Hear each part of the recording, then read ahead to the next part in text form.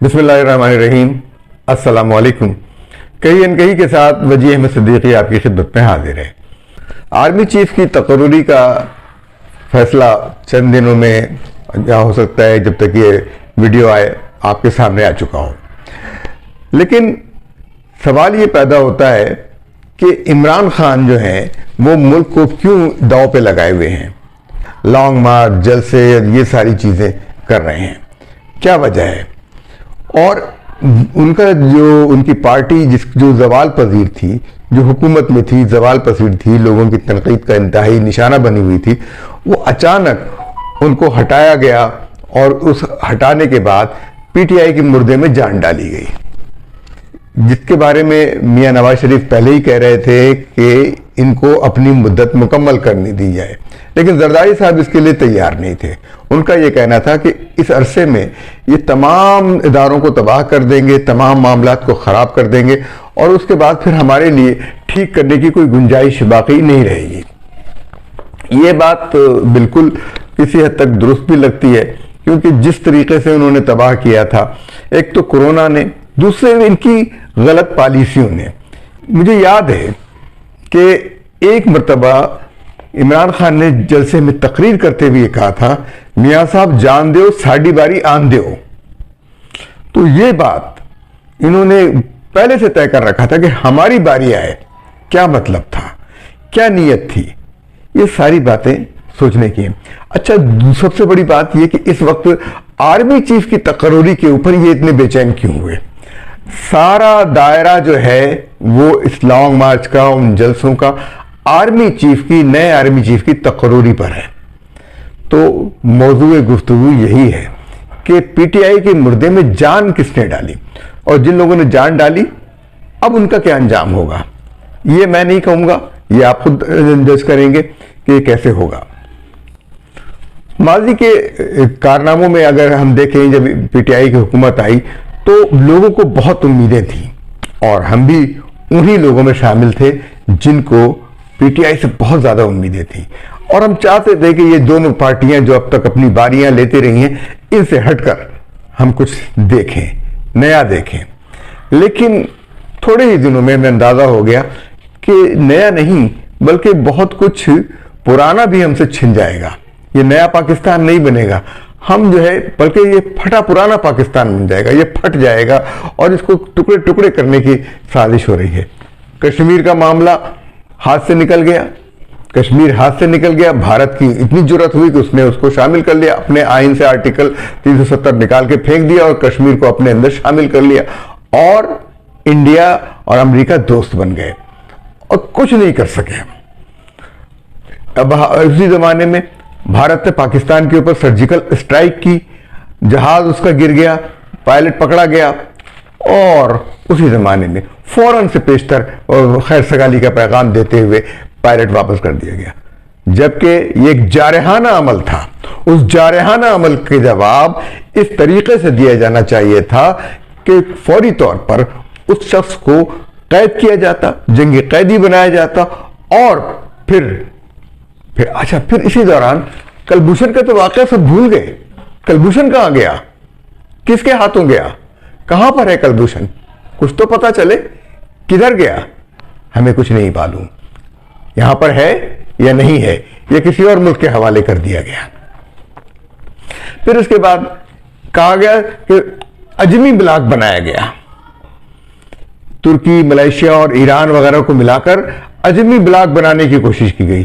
تو سعودی عرب نے جب ان سے ہاتھ کھینچا تو اس کانفرنس میں نہیں گئے، سربراہی کانفرنس میں، ان کو بھی شرمندگی کروائی، سعودی عرب سے بھی دشمنی مول لی، ایران سے بھی دشمنی مول لی، ملیشیا سے بھی دشمنی مول لی، ترکی سے بھی دشمنی مول لی، یعنی ایک بالکل انتہائی بد اخلاقی کا مظاہرہ کیا۔ یہ سفارتی سطح پر پاکستان کے وزیر اعظم نے یہ کام کیا۔ گھڑی کی چوری اور یہ وہ ساری باتیں تو چھوڑ دیجئے کہ تحائف کے ساتھ انہوں نے کیا کیا، تحائف کو کوئی بیچا کرتا ہے، کیونکہ یہ سب سووینئرز ہوتے ہیں، رکھے جاتے ہیں، ان کی مالیت کروڑوں کی ہو، اربوں کی ہو، اس سے کوئی تعلق نہیں ہوتا۔ بہرحال یہ چیز ہے کہ آرمی چیف کی تقرری اور پی ٹی آئی کے مردے میں جان، یہ معاملہ چلتا رہا۔ تو اجمی گروپ بنانے کا جو ان کا فیصلہ تھا اس نے پاکستان کو بہت نقصان پہنچایا. ایران کے ساتھ یہ ایران کی طرف ہو گئے. سعودی عرب اور ایران تنازع میں پاکستان جو ہے وہ شریک نہیں تھا, پاکستان فریق نہیں تھا. اس سے پہلے جب سعودی عرب نے چاہا تھا کہ یمن والے معاملے میں پاکستان جو ہے وہ اپنی فوج سعودی عرب بھیجے, تو اس وقت میاں نواز شریف تھے, انہوں نے منع کر دیا کہ ہم اس معاملے میں فریق نہیں بننا چاہتے. سعودی عرب کو برا بھی لگا, لیکن بات بالکل اصول کی تھی, اس لیے بہت زیادہ برا نہیں لگا. معاملات خراب ہوئے, زاہد شریف کو بھیج دیا گیا کہ جائیں آپ ٹریننگ دے دیں. کہا کہ ہم یہ تو کر سکتے ہیں لیکن یہ نہیں کر سکتے کہ ہم اپنی فوج یمن میں لگا دیں, ایسے ملکوں میں لگا دیں. ہم سعودی عرب کے اندر تو حفاظت کر سکتے ہیں لیکن ہم اس کے بارڈرز پہ نہیں آ سکتے کسی دوسرے اسلامی ممالک کے ساتھ ہم جنگ میں شریک ہوں. کیونکہ پاکستان اپنے آپ کو غیر جانبدار کہتا تھا, اس لیے. لیکن انہوں نے ایران کے ساتھ اس کا ساتھی بن کر اور اجمی گروپ بنانے کے لیے, صرف اجمی گروپ بنانے کے لیے پاکستان اور ملائیشیا, ترکی, انڈونیشیا وغیرہ کو شامل کرنے کے لیے, لیکن یہ اور ان کی ساکھ کو بھی داؤ پہ لگایا, ترکی کی بھی ساکھ داؤ پہ لگی, اور ان کو بھی پتا چل گیا کہ اجمی گروپ اسلام میں مسلمانوں میں یہ تقسیم ضروری نہیں ہے, کیونکہ مسلم امہ کی تقسیم تھی یہ. OIC اسی لیے ناکام رہی کہ عرب لیگ اس پر حاوی ہو جاتی تھی, مگر اگر OIC کو مضبوط کرنا تھا تو سعودی عرب اور عرب ممالک کو مضبوط کرنا تھا, ان ممالک کو, تاکہ دوسرے جو ممالک ہیں جو عربی نہیں ہیں, جو عرب نہیں ہیں, ان کی مدد بھی لی جائے, ان کو بھی ان کے ساتھ شامل کیا جائے, نہ جائے کہ ایک الگ اجمی گروپ بنا لیا جائے. تو یہ صورتحال تھی, اور اس کا نتیجہ بہت ہی خطرناک نکلا. ایران اور سعودی عرب کے معاملے میں پاکستان کی غیر جانبداری کو نہ ایران پسند کرتا تھا نہ سعودی عرب, لیکن پاکستان کے لیے یہی ایک محفوظ طریقہ تھا. مگر عمران خان نے ایران کی طرف ہو کر بالکل اپنا سارا پلڑا اس طرف جھکا کر, اس طرف ڈال کر یہ ثابت کر دیا کہ وہ وزارت خارجہ یا خارجہ امور کے حوالے سے بالکل کچھ نہیں جانتے, یا دانستہ وہ یہ کر رہے تھے. مجھے لگتا ہے کہ نہ جاننا والی بات نہیں تھی, بلکہ وہ دانستہ پاکستان کو تباہ کرنا چاہتے تھے اور اس کے تعلقات کو جو عرب ممالک کے ساتھ تھے ختم کرنا چاہتے تھے, اور انہوں نے اس میں کسی حد تک کامیابی حاصل کی. یہی وجہ ہے کہ انہوں نے سعودی عرب کے دیے ہوئے تحفے کو نفرت کے ساتھ بیچ ڈالا. اس پس منظر کی روشنی میں آپ سوچئے کہ کون شخص ہوگا جو نیا آرمی چیف ہو. یہ طے ہو گیا ہے کہ کوئی ایسا شخص جو عمران خان کی حمایت کرتا ہو, ایسا فوجی افسر جو عمران خان کے لیے حمایت کرتا ہو, حمایت کے جذبات رکھتا ہو, وہ کبھی نہیں بن سکتا. کیونکہ ایک امیدوار جو آرمی چیف کے امیدوار ہیں, جن کے بارے میں یہ تاثر عام ہے کہ وہ عمران خان کے حامی ہیں, انہوں نے میاں نواز شریف سے رابطہ کیا, ان سے ملاقات کی کوششیں کی, ان سے بات چیت ہوئی اور شاید ملے بھی. اس کے بعد انہوں نے کہا کہ عمران خان کا علاج میں ہوں, میں کروں گا, ہم ہی نے بنایا ہے تو ہم ہی اس کو نکال کے پیچھے پھینکیں گے. لیکن انہوں نے کہا, میاں صاحب نے کہا کہ یہ میوہ رکھے ہوئے ہیں, آپ نے تو ان کو چکھا بھی نہیں. تو بات اب وہ نہیں بن سکتے, اس لیے کہ نہ سعودی عرب اس پر خوش ہوگا اور نہ امریکہ. اس کی وجہ یہ ہے کہ ایران کے ساتھ جو تعلقات ہیں سعودی عرب کو بالکل پسند نہیں ہے, اور پاکستان کی جو فوج کی جو مالیاتی ضروریات ہیں وہ سعودی عرب پوری کرتا رہا ہے اور اب بھی پوری کرتا رہا ہے. اور قطر میں جو پاکستان کی فوج گئی ہے حفاظت کرنے کے لیے, سارے اس بڑے ایونٹ کی حفاظت کر رہی ہے, اس کی سیکورٹی سنبھالی ہوئی ہے, اس سے جو آمدنی ہوگی وہ پاک فوج کو ہوگی, فوج کے سپاہیوں کو ہوگی, افسران کو ہوگی. تو یہ کس کی ایما پر ہے؟ کیونکہ قطر اور سعودی عرب کے تعلقات اب بحال ہو چکے ہیں. اس پورے عرصے میں جو عمران خان کی حکومت کے خاتمے سے اور یہ یعنی فروری سے لے کر نومبر تک جو گزرا ہے، اس کے دوران عمران خان نے فوج کو کیا کچھ نہیں کہا، ان کے ساتھیوں نے سوشل میڈیا پہ کیا کچھ نہیں کیا، بلکہ پاکستان آرمی اور اس کے آرمی چیف کو فحش گالیاں دیں، غدار تک کہا، لیکن ان کے خلاف کوئی قدم نہیں اٹھایا گیا۔ پاکستان کی فوج پاکستان کے خلاف لڑنے والوں کے ساتھ بلوچستان میں لڑ رہی ہے، پاکستان کی فوج پاکستان کے خلاف لڑنے والوں کے ساتھ پاکستان کے خلاف لڑنے والوں کے ساتھ وزیرستان میں لڑ رہی ہے، اور مسلسل ان کے اوپر بمباری کر رہی ہے، اور کہ ان کا مطالبہ پاک فوج سے ہرگز اس طرح سے نہیں ہے، نہ وہ گالی دے رہے ہیں نہ کچھ اور کر رہے ہیں، لیکن وہ پاکستان کی مفادات کو نقصان پہنچا رہے ہیں۔ لیکن یہ لوگ جو ہے پاک فوج کو جو گالی دے رہے ہیں، پاک فوج کے اوپر جو گھٹیا الزامات لگا رہے ہیں، یہ بھی بالکل وہی کام کر رہے ہیں جو بلوچستان کے دہشت گرد کر رہے ہیں، جو وزیرستان کے دہشت گرد کر رہے ہیں۔ اسی لیے مجھے حیرت ہے کہ ان کے ساتھ وہ سلوک نہیں ہو رہا ہے جو بلوچستان کے دہشت گردوں کے ساتھ ہو رہا ہے، جو وزیرستان کے دہشت گردوں کے ساتھ ہو رہا ہے۔ ان کو کھلی چھوٹ کیوں دی ہوئی ہے؟ یہ سوچنے کی بات ہے۔ فحش گالیاں، غدار کہنا، یہ سارا کچھ انہوں نے کیا۔ اب اور سوچئے آگے کیا ہوا مزید، یہ دیکھتے ہیں۔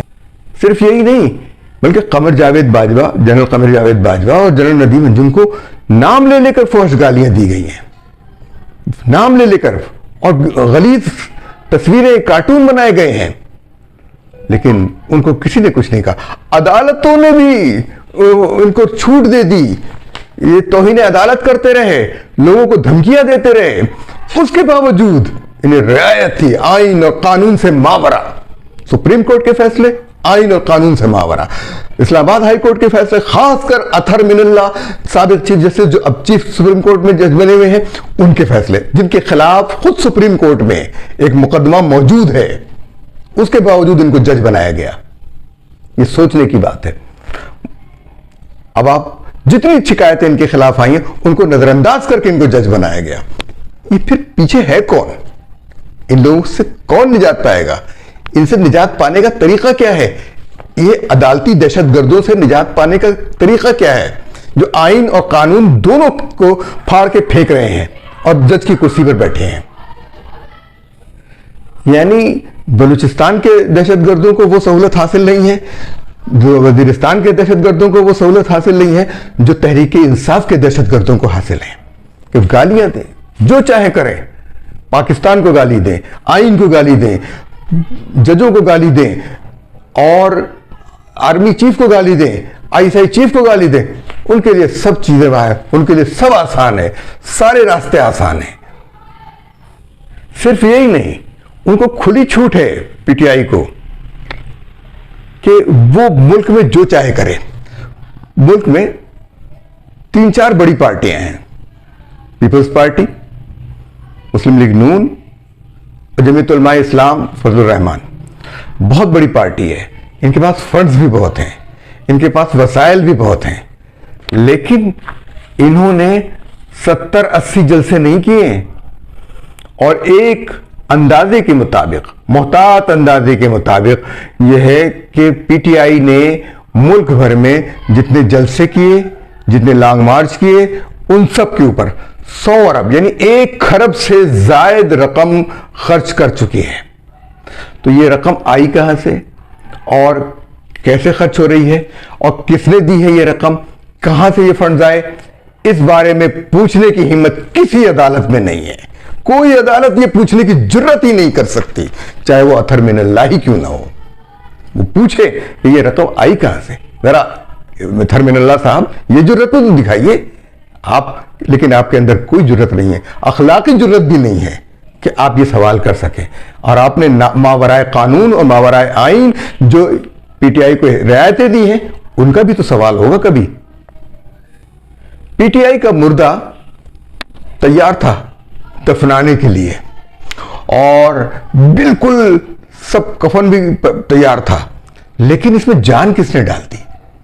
یعنی ان کو اقتدار سے ہٹایا اور ان کے لیے ہمدردی پیدا کر دی انہوں نے امریکہ کی سازش کا تانا بانا کیا، پھر امریکہ سے معافی بھی مانگ لی، اور پھر اب اس کا ذکر نہیں کرتے۔ اب امریکہ سے لوگ ان کے پاس آتے ہیں، پھر برطانیہ سے لوگ آتے ہیں۔ تو یہ سارے ڈرامے، اور اب وہ پریشان ہیں کہ جو لانگ مارچ کا اینڈ کرنا چاہتے ہیں وہ اب نہیں ہو پا رہا، وہ نہ اسلام آباد میں ہوگا نہ کہ انشاءاللہ تعالی یہ پاکستان کے لیے اب یہ صورتحال، یہ مرض اب نہیں لگے گا۔ مجھے خوف یہ ہے کہ بیرونی طاقتیں ان کو ایک دہشت گرد کے طور پر ضرور رکھیں گی۔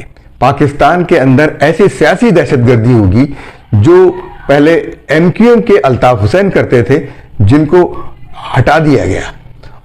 شاید ان کے اوپر اتنی سرپرستی نہیں تھی، حالانکہ باہر برطانیہ میں وہ بھی بیٹھے ہوئے ہیں، لیکن ان کو وہ مقام حاصل نہیں ہو سکا جو عمران خان کو حاصل ہے، جو پاکستان کے خلاف بول رہے ہیں، پاکستان کی فوج کے خلاف بول رہے ہیں، پاکستان کے آئین کے خلاف بول رہے ہیں، لیکن کوئی پکڑ دھکڑ نہیں ہے۔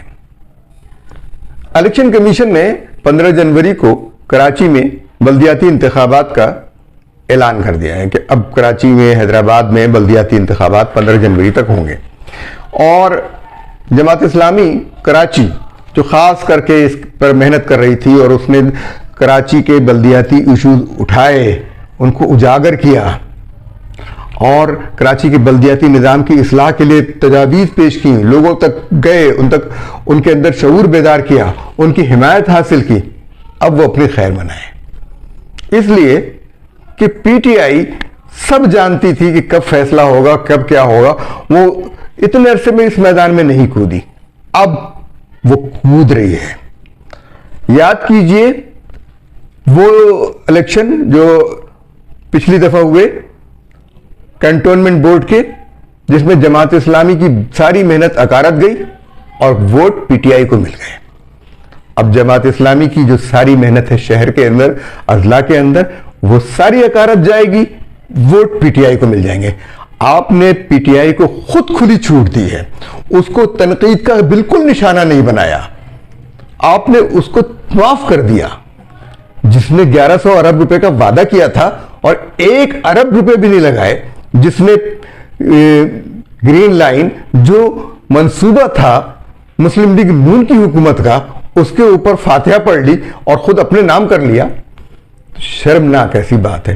آپ کو داد دینی چاہیے تھی نون لیگ کی اس حکومت کے کام کو، اور تعریف کرنی چاہیے تھی اور کہنا چاہیے تھا ایسے کام مزید ہوں، لیکن آپ نے پی ٹی آئی کی دم کے پیچھے اب لگ گئے۔ تو اب آپ اپنی خیر منائیں، آپ کا کیا ہوا، کمایا ہوا سارا کچھ یہ لے جائیں گے، جیسے کہ ماضی میں خیبر پختونخوا میں سراج الحق نے ان کے وزیر خزانہ بن کر ان کا معیار بلند کیا، ان کو صاف شفاف ظاہر کیا۔ کردار جماعت اسلامی کا تھا اور کریڈٹ پی ٹی آئی لے گئی۔ آپ پھر وہی غلطی کریں گے اگر آپ نے پی ٹی آئی کا مقابلہ نہیں کیا، تو یہ پھر آپ کے اوپر آئیں گے، اور ان کے پیچھے کون ہے، وہ کون لوگ ہیں، وہ لوگ سرگرم ہوں گے، وہ انتقام میں سرگرم ہوں گے، کیونکہ ضروری نہیں کہ وہ آرمی چیف بنے، اور اگر بن گئے تو آپ کے اوپر فاتحہ ہی فاتحہ ہے۔ اللہ تعالیٰ آپ کو پھر محفوظ رکھے، کیونکہ یہ ساری محنت چلی جائے گی، اکارت چلی جائے گی، اور صرف اس لیے کہ آپ نے اس بات کا اندازہ ہی نہیں کیا، سیاسی طور پر بے شعوری کا ثبوت دیا کہ پی ٹی آئی کو آپ نے دشمن نہیں سمجھا، مقابل پہ نہیں سمجھا۔ آپ کے مقابلے پہ تو پی ٹی آئی ہے، ایم کیو ایم نہیں ہے، آپ کے مقابلے پہ مصطفیٰ کمال نہیں ہے، آپ کے مقابلے پہ پیپلز پارٹی نہیں ہے، آپ کے مقابلے پہ نون لیگ نہیں ہے، آپ کے مقابلے پہ صرف اور صرف پی ٹی آئی ہے۔ اب پی ٹی آئی کے مردے میں جان پڑ گئی ہے، وہ کراچی کے الیکشن کو اور ان اربوں کھربوں روپے کا جو پیسہ ہے اس کے ذریعے لڑیں گے۔ آپ غور کر لیجئے، اس پر پیسہ خرچ ہوگا، اس کے اوپر رقم خرچ ہوگی۔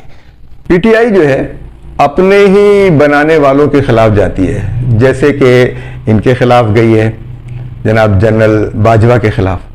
جنرل باجوہ کے خاندان کے بارے میں رپورٹ آئی ہے کہ 6 سال کے اندر یہ اربوں پتی ہو گئے ہیں، یعنی ان کے اثاثے 12 ارب 70 کروڑ روپے کے ہیں۔ جنرل باجوہ اور ان کے خاندان کے اثاثے، ان کے نام بھی دیے گئے ہیں، بہو کا، بیوی کا اور تمام لوگوں کا۔ جنرل باجوہ کے خلاف ان انکشافات پر انکوائری کا حکم دیا ہے اسحاق ڈار نے، اور کہا ہے کہ وہ انکوائری کریں گے کہ یہ کیسے ہوا اور کس طریقے سے ہوا۔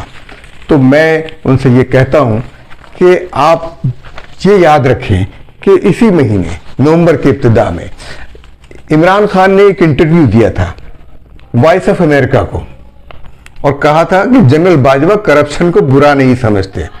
ذرا آپ غور کیجئے، اس مہینے کے آغاز میں وہ یہ کہتے ہیں اور اس مہینے کے اختتام تک پہنچتے پہنچتے جنرل باجوہ کے خلاف ایک خبر آ جاتی ہے کہ وہ ان کے اتنے اثاثے ہیں، اور 6 سال کے اندر انہوں نے یہ سب کچھ کر لیا ہے۔ ان کے اثاثے 3 گنا بڑھ گئے ہیں، جو پہلے سے 3 گنا بڑھ گئے ہیں۔ تو وائس آف امریکہ، پھر یہ خبر آتی ہے، تو اس کا انکشاف اس لیے حیران کن ہے، اس کو جوڑیں آپ وائس آف امریکہ کے ساتھ۔ امریکی سازش تو ہو رہی ہے خلاف کس کے؟ عمران خان کے، اور انٹرویو کس کو دیتے ہیں؟ وائس آف امریکہ کو۔ کس کے خلاف؟ جنرل باجوہ کے خلاف۔ پھر خبر کس کے خلاف آتی ہے؟ جنرل باجوہ کے خلاف آتی ہے، ان کے اثاثوں کے بارے میں آتی ہے۔ میں یہ نہیں کہتا کہ وہ صحیح ہے یا غلط ہے، لیکن وزیر خزانہ اسحاق ڈار جب یہ کہتے ہیں کہ ہم انکوائری کروائیں گے، تو وزیر خزانہ صاحب کو یہ دیکھنا چاہیے کہ ایف بی آر میں کس کا مافیا ہے، کون سا مافیا ہے موجود۔ تو ایف بی آر میں یہ کیوں ہوا؟ اسحاق ڈار صاحب کو معلوم ہونا چاہیے کہ بشرا مانیکا کے سابق شوہر Khawar Manika F B R میں تھے، ان کا نیٹ ورک موجود ہے ایف بی آر میں، کرپٹ لوگ ہیں، یہ لوگوں سے ٹیکس کے حوالے سے رشوت لیتے رہے ہیں۔ یہ سارا کچھ انکوائری ہونی چاہیے اس بارے میں، اور اسی مافیا نے یہ کام کیا ہے۔ یہ گینگ آف 4 ہے جو ملک کو لوٹ رہا تھا۔ گینگ آف 4، عمران خان، بشرا مانیکا، خاور مانیکا اور فرح گوگی، گینگ آف 4 ہے۔ گینگ آف 4 میں کیا کچھ ہوتا رہا، اس حوالے سے آپ دیکھتے رہیے، اور آپ کے سامنے انکشافات مزید آتے رہیں گے۔ اس لیے یہ میں کہتا ہوں کہ پی ٹی آئی کے مردے میں کس نے جان ڈالی ہے ہمیں تو اندازہ ہے، اور وہ لوگ ابھی بھی مؤثر ہیں، وہ پی ٹی آئی کے مردے میں جان ڈالتے رہیں گے۔ اور جماعت اسلامی جو 1 سال سے محنت کر رہی تھی، 1 سال سے زیادہ عرصے سے محنت کر رہی تھی کراچی کے بلدیاتی انتخابات کے لیے، اس کے حصے میں اب کچھ نہیں آئے گا، کیونکہ پی ٹی آئی پیسے اور دولت کے زور پر سب کچھ لے جائے گی اور جھاڑو لگا جائے گی، اور جماعت اسلامی پہلے کی طرح منہ دیکھتی رہے گی۔ صرف پی ٹی آئی کی وجہ سے جماعت اسلامی قومی سیاست سے آؤٹ ہوئی ہے۔ سنجیدگی سے غور کیجئے، سمجھیے کہ ایسا کیوں ہوا۔ اجازت دیجیے، اللہ حافظ۔